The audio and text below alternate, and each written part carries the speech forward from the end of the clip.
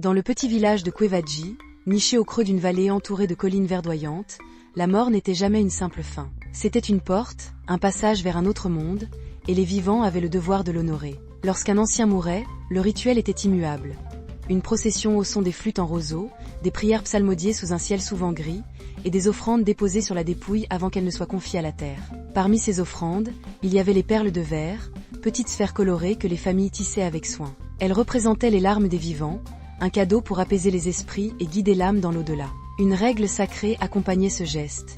Nul ne devait jamais toucher les perles une fois offertes. Ce jour-là, le village pleurait la perte de Tonton Kofi, un homme sage dont les histoires avaient bercé des générations. La procession serpentait vers le cimetière, un lieu envahi par les fougères et les arbres tordus. Les femmes, drapées de tissu indigo, chantaient un hymne ancien tandis que les hommes portaient le corps enveloppé sur une civière de bois. Sur le linceul, des dizaines de perles scintillaient sous la lumière pâle du soleil, jetées par les mains tremblantes de ceux qui l'avaient aimé.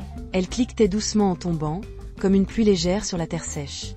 Parmi la foule, Yaba se tenait à l'écart. Ses vêtements usés trahissaient sa misère. Elle avait grandi dans une hutte au bord du village, avec une mère aveugle et un frère trop jeune pour travailler. Les perles attiraient son regard comme des étoiles tombées du ciel. Elle savait qu'au marché de la ville voisine, ces petits trésors valaient cher. Une poignée suffirait à acheter des remèdes pour sa mère, du tissu pour l'hiver, peut-être même une chèvre. Ce ne sont que des perles, se murmura-t-elle, abandonnées à la poussière. Qui s'en soucierait? Une voix rauque brisa ses pensées. Ne regarde pas ce qui ne t'appartient pas, petite. C'était grand-mère Sika, une femme courbée par l'âge, dont les yeux perçants semblaient lire les âmes. Elle tenait un bâton noueux et fixait Yaba avec une intensité qui la fit frissonner. Ces perles sont pour les morts. Les toucher, c'est inviter leur colère. Yaba baissa les yeux, feignant l'obéissance, mais son cœur battait d'un mélange de peur et de défi. Des Superstitions, pensate elle. Rien de plus. La nuit tomba, lourde et silencieuse. Lorsque le village s'endormit, Yaba revint au cimetière.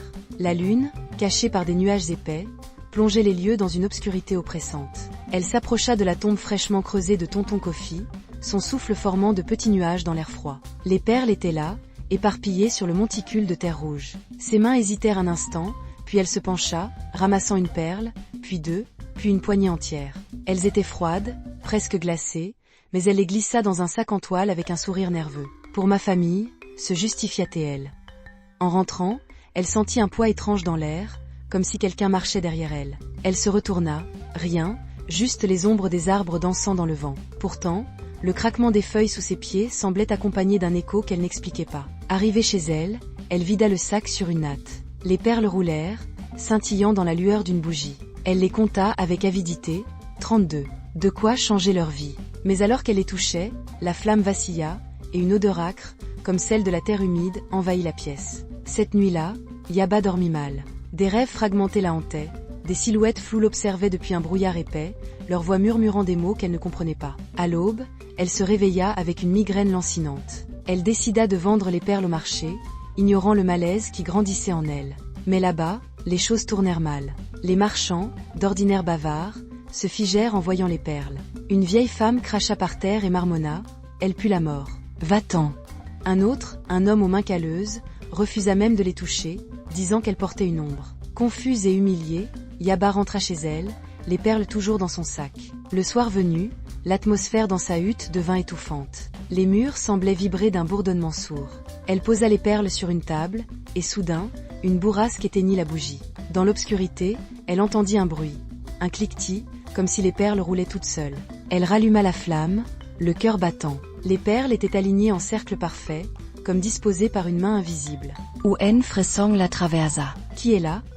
Murmura-t-elle. Pas de réponse, mais l'air devint glacial, et une voix grave résonna dans sa tête. Rends ce que tu as pris.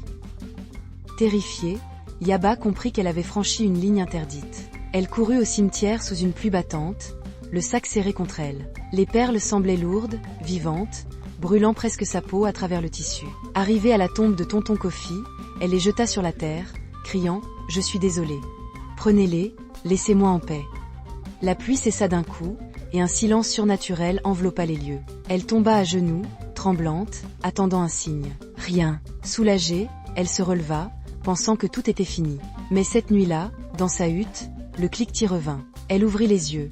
Les perles étaient là, éparpillées sur le sol autour de son lit. Un rire bas et guttural emplit l'air, et une ombre immense se dessina sur le mur, bien plus grande qu'un homme. « Tu as pris ce qui est à moi ?» murmura une voix qui semblait venir de partout et de nulle part. Yaba hurla, mais personne ne l'entendit. Le lendemain, sa mère et son frère la cherchèrent en vain. Elle avait disparu, comme avalée par la nuit. Au village, on murmura que tonton Kofi avait emporté Yaba pour la punir. Les perles restèrent sur sa tombe, intactes, brillant sous le soleil comme un avertissement. Et dans les années qui suivirent, les enfants de Kwevaji apprirent une leçon simple mais implacable.